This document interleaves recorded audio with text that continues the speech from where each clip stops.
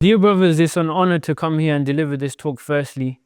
Drove all the way from Luton, stuck in traffic, M25, M1, but it's all worth it in the end, alhamdulillah. And before I actually go into the subject matter of today, before I get stuck into the juice of what we're going to speak about, I want to mention one point. You know, the one who lives with the Qur'an, he actually has a longer life than his actual lifespan. What does that mean? People generally live for 60, 70, 80 years. The one who lives with the Qur'an, he almost lives a life of eternity. And I'll tell you why. It's because from the beginning of Adam alayhi salam up until the end of Qiyamah, Allah subhanahu wa ta'ala has informed him of every single detail of what's happened in the past, what's going to happen, what's happening now, and how this mu'min, this believer, the one who lives with the Qur'an, navigates throughout all of these trials and tribulations and times. And there's a theme in the Qur'an. That each Nabi, alayhimus salam, when they went through a specific test, when they went through a specific trial, they, you could say, passed with flying colors, and Allah subhanahu wa ta'ala gave him the victory. Mūsa alayhi salam was trialed with Fir'aun. He was trialed when they expelled him from Egypt. He had to travel to Madian. And then you had Nuh alayhi salam. His people were mocking him and ridiculing him. Then you had Lut alayhi salam. All of these Anbiya alayhimus salam had a specific test. And in the end, Allah subhanahu wa ta'ala brought their situation to the most elevated situation.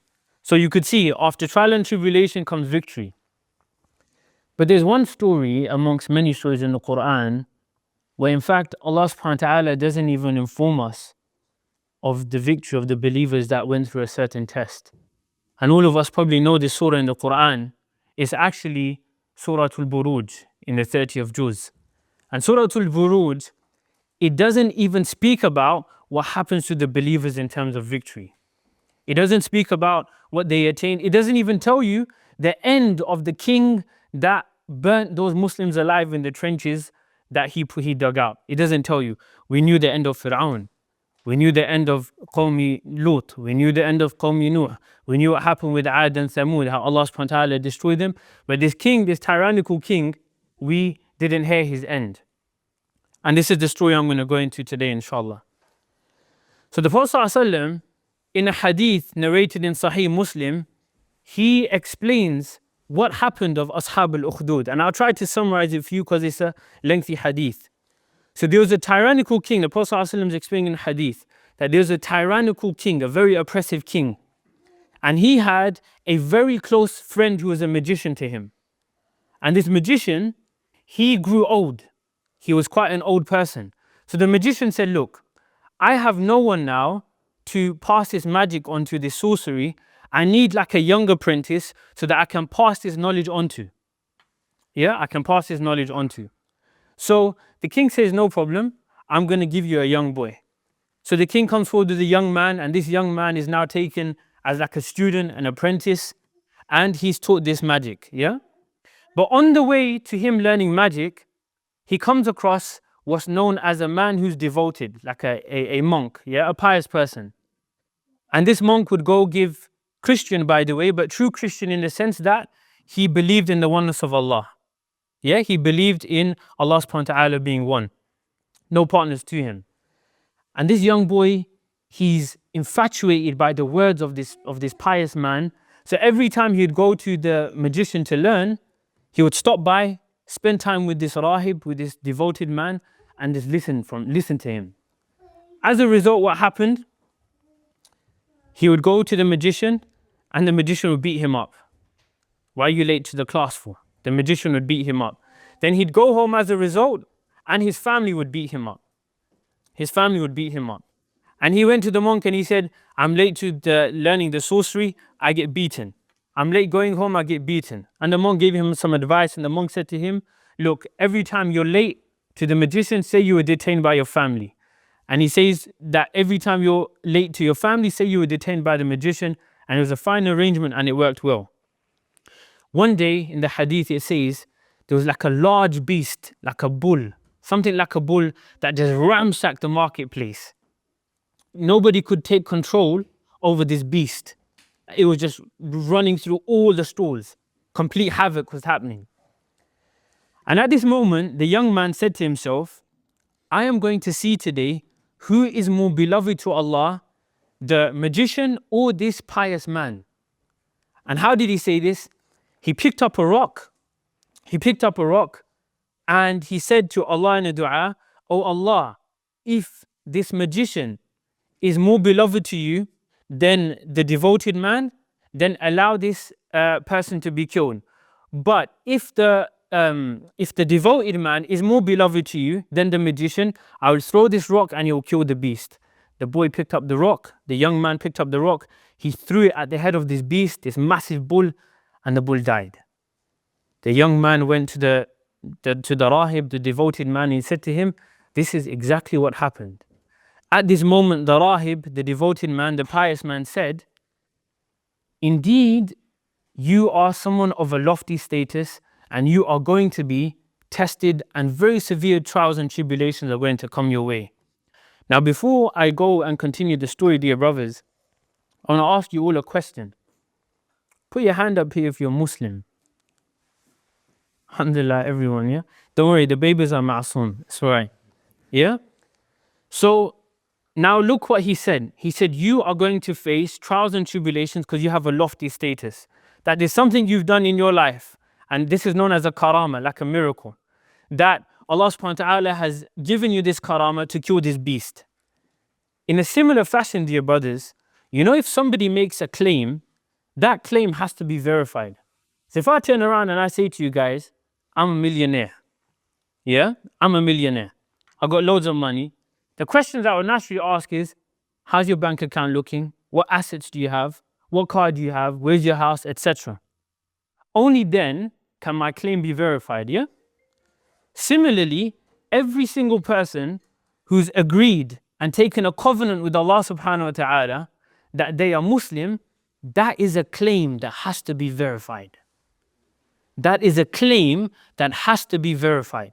Meaning, Allah subhanahu wa ta'ala says in Surah Ankabut, أَحَسِبَ النَّاسُ أَن يُتْرَكُوا أَن يَقُولُوا آمَنَّا وَهُمْ لَا يُفْتَنُونَ.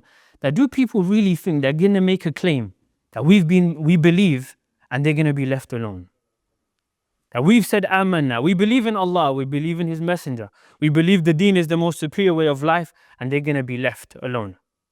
And Allah subhanahu wa ta'ala says in the following verse after that, no, but rather we put people through tests to see who's the true one and who is actually lying. And subhanallah, not just even, let's begin with the ummah, looking at the global situation of the ummah today. The people of Palestine have said time and time again, we've believed in Allah subhanahu wa ta'ala. And they utter this statement, La ilaha illallah Muhammad Rasulullah, with their dying breath just before they get martyred. They have verified their claim. People today, you look in the West today, us Muslims, subhanallah, in the middle of the cesspit of kufr, where zina is rampant, haram money is rampant, being disobedient to parents, there are still people who verify their claim of La ilaha illallah Muhammad Rasulullah by staying true to all obligations Allah subhanahu wa ta'ala has set on their shoulders. Yeah? And I wanted to make this point as well, back to my point about the Qur'an, that sometimes, dear brothers, it's a very bitter truth to accept, and it's not a negative point, by the way. Sometimes it's good to be open and honest about the truth, that you may never see victory at the end of the tunnel, the material victory of the Nasr of Allah. But the true victory that counts is you being steadfast upon your Islam until your dying breath, till you meet Allah subhanahu wa ta'ala. In this world, what do I mean by that? In this world, dear brothers, atrocities happen left, right and center. The people that are passed away in Palestine, they've never seen justice. They've had members of their families killed and murdered. They will never see justice come to light because they're not in this dunya anymore. But what was the ultimate victory for them? That they had thabat, they were steadfast upon the truth until they met Allah subhanahu wa ta'ala. And that was their test, that we know we're not going to see justice here. People are getting massacred and butchered and killed. There's no court of law here. But we know Allah subhanahu wa ta'ala is going to bring them to account on Qiyamah, and that's the sukoon I'm going to have. So that's a point I wanted to mention, that He informed him of trials and tribulations. Why? Because his iman was at an elevated level. So now this young man, he has the ability, for the permission of Allah, to start curing ill people. People that were blind, he was able to cure them. People that had leprosy, like a skin disease, he was able to cure them. Any illnesses that people had, this young man was able to cure them with the permission of Allah. So what happened is, the king, the tyrannical king, he had a friend who was blind. He had a friend who was blind, yeah? And this blind man, he's hearing about this young man who's curing everyone. And he says, look, I'll give you such and such gifts if you can cure me. And the young man turns around and says, I'm not curing anyone. It's only Allah subhanahu wa ta'ala who cures. And if you believe in Allah Azza wa Jal, I will invoke Allah and He will cure you. The king's blind friend believed in Allah subhanahu wa ta'ala. As a result of this, he has become cured. This king now meets his friend and he realizes, hold on, my friend all of a sudden can start seeing now. My friend, he's beginning to see. Before he was blind. How did this happen? So the king inquires. And he says, look, there was a young man and this is what happened. He cured me. And in fact, it was my Lord. So now the blind man is saying, it was my Lord who cured me. And the king got angry because this king is a tyrant. And he goes, what do you mean? He says, وَلَكَ رَبٌ غَيْرِي. Do you have a Lord other than me? And the blind man, who was once blind, his friend said, Rabbi wa Rabbuka Allah. My Lord and your Lord is Allah. So now the king wanted to find out, where did this guy come up with these ideas from? He tortures his close friend, and he tortures him and tortures him until the once blind man, discloses the fact that this was the da'wah of this young man. So he calls the young man forward. And he says to the young man, is this the case? And he says, yes. Then he begins to torture the young man. And he tortures him until the young man discloses that there was a devout, pious man who gave me da'wah and brought me to the religion of Tawheed. And yes, he's the one that done it. So he brought his friend forward. And he brought this monk forward. And what did he do? They ordered for a saw, a long saw from both sides, to come from the middle of their head, split it down their head, and their bodies were separated into two halves. His friend who was blind and the monk.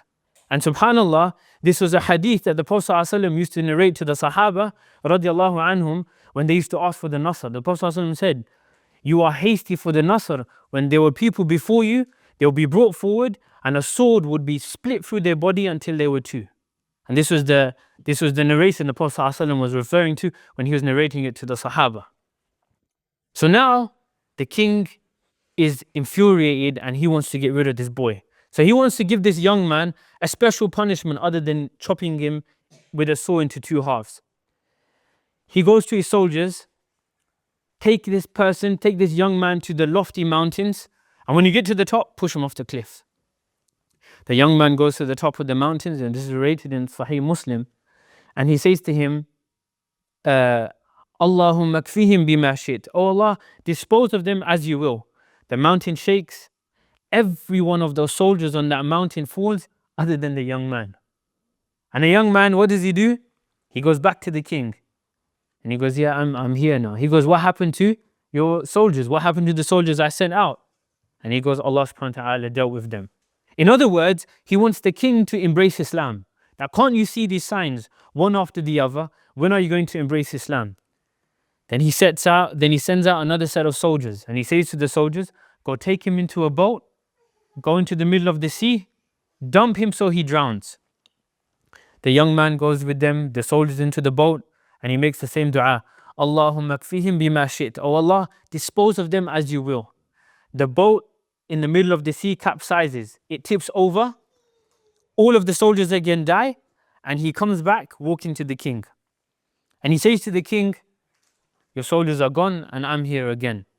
And then he says, subhanAllah, something remarkable. He goes, look, it's clear that you want to get rid of me. It's clear that you want to kill me. I will give you the prescription to kill me.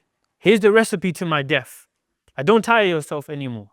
Yeah, I'll give you the recipe to my death. He says, what I want you to do is gather all the people from this town onto a plain land. And then what I want you to do is to tie me up to the trunk of a tree. And when you take the arrow from the pocket and you put it into the bow, I want you to say Bismillah. I want you to say Bismillah and this will kill me off. So some people may be thinking now, oh no, why is he just giving him the recipe to his death? It doesn't make sense. And here's why. The king then orders the soldier to pull the arrow out, and he says, Bismillahi Rabbil Ghulam. In the name of Allah, the Lord of this young man. Shoots the arrow lands in the temple of this young man, and the young man dies. And the king thought, wow, we've won. The king thought, that's it, he's put to bed. Nobody's going to believe in this Lord. No one's going to believe in Allah subhanahu wa ta'ala. Then what happens later? The whole of the town, what do they say? They say, Amanna bi Rabbil Ghulam. We have believed in the Lord of this young man. Why? Why are they believing in the Lord of this young man? It's because every other time they've tried to kill him, it's not worked. But the moment he's invoked the name of Allah subhanahu wa ta'ala, it's worked, which means this must be the religion of haqq and truth. Now the whole people of that town and city have embraced Islam.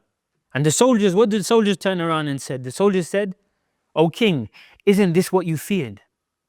Your plan has just backfired. Isn't this what you were scared of? That all of these people, this young boy was giving da'wah to people to return to Allah subhanahu wa ta'ala, and now the whole town has become Muslim and they're not leaving. From the one who was blind, you chopped him with the saw. Then the monk, you chopped him with the saw. And now the young man is now the whole town. What are we going to do? He ordered, and this is what's mentioned, Surah Buruj, al-Ukhdud. There were many trenches dug, deep trenches were dug. And what did he say? An-nari dhatil waqud, that they were filled with fuel. Yeah, they were filled with fuel. And what happens is, he lights the trenches all up, and every single person who believed in Allah subhanahu wa ta'ala was chucked into the trench and they were burnt alive. And like the surah says, وَهُمْ عَلَى مَا يَفْعَلُونَ بِالْمُؤْمِنِينَ شُهُودٌ, and they were witnesses to what's happening to the believers when they were being set alight. Now there's one specific part, the end of this narration, subhanallah, which is very, very, very moving, and this is what would highlight the whole talk, just his last part. There's a mother, and she's holding her infant baby.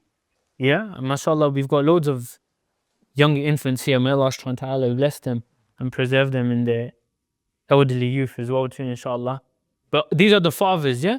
Fathers will tell you that the mothers have a more stronger instinct, a paternal instinct, than fathers.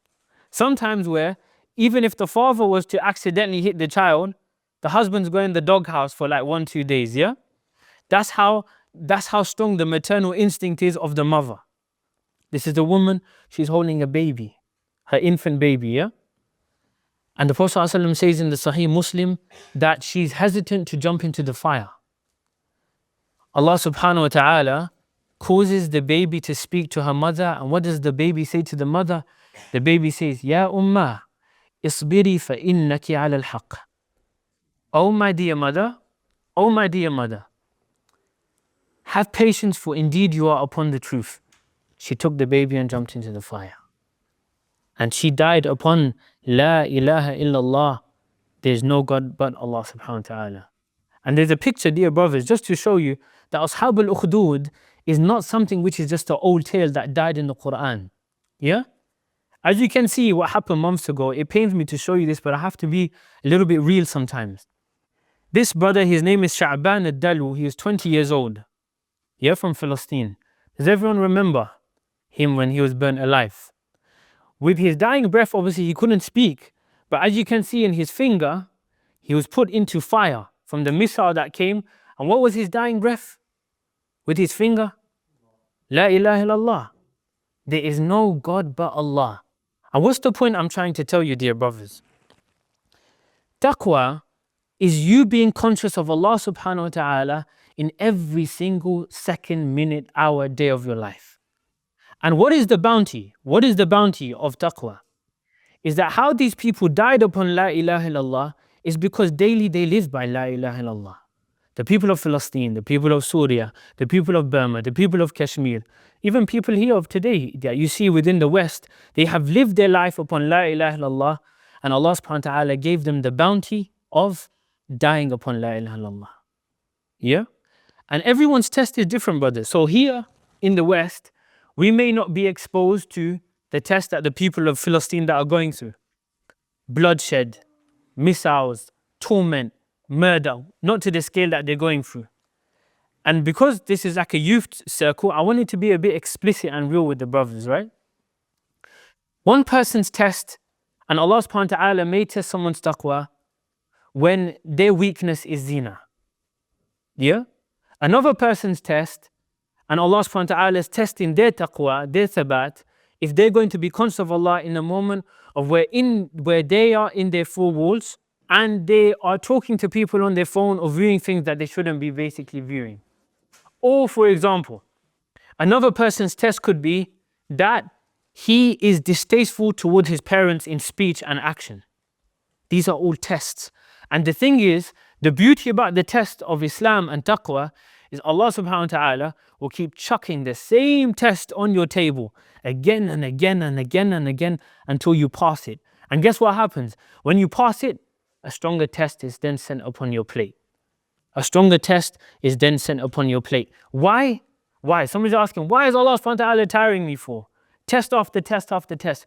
When every brother put his hand up in this room and he said, I'm a Muslim, Allah subhanahu wa ta'ala is trying to verify that claim on a daily basis until you meet him. And the last thing I want to end on is an excerpt from Imam Ahmad bin Hanbal's life, rahmatullah alayh. Imam Ahmad bin Hanbal, he's on his deathbed and he's going in and out of consciousness. And he's saying 3 times, no, not now, not now, not yet, not yet, not yet. He comes into consciousness, his son's asking him, what do you mean? Goes back into unconsciousnness. He says again, not yet, not yet, not yet. He comes back into consciousness and his son grabs him and his son says to him, oh father, you are going through sakarat al-maut, the intoxications of death, the pangs of death now, you're going to leave this dunya. But every time you come into consciousness, you're saying, not yet, not yet, not yet. What do you mean by this? And Imam Ahmad bin Hanbal turned around and he said to him that Shaitan came to me in my final moments and Shaitan said to me, oh Ahmad, you have defeated me. And Imam Ahmad bin Hanbal said, not yet. Why? Because I'm not yet dead. In other words, your thabat and your taqwa goes from the moment you declared la ilaha illallah to the moment your soul exits from the final part of your upper chest and your throat. Yeah? And this is what it means, dear brothers, that from all the accounts we've covered today, where people were thrown into the fire, Allahu A'lam, we may not be exposed to that test in our life, but even if we are or we're not, that which Allah subhanahu wa ta'ala has made an obligation upon you and a duty upon you, you never give it up for one finger inch for one moment. Do you know why? Because this is Allah subhanahu wa ta'ala verifying our iman. And the one who verifies his iman, all of us in this room, by the way, even though we don't have it in our card or in our wallet or on our phone, we've got a very special membership club. A very special membership club. It's not American Express where you get 10% off like British Airways, by the way, yeah? It's a very special membership club. That membership club is a card which allows you to be eligible for Jannah. Yeah? A card that allows you to be eligible for Jannah. And the only way you will make that membership club in the Akhirah is if you stay steadfast, you stay conscious. That's what taqwa means. To be conscious in mind and heart of Allah subhanahu wa ta'ala, in your speech, in your action, in every single facet of life until you meet Allah subhanahu wa ta'ala and the soul is taken. So I would like to end on this. أقول قولي هذا سبحانك اللهم وبحمدك أشهد أن لا إله إلا أنت أستغفرك وأتوب إليك. جزاكم الله خير. جزاك الله خير.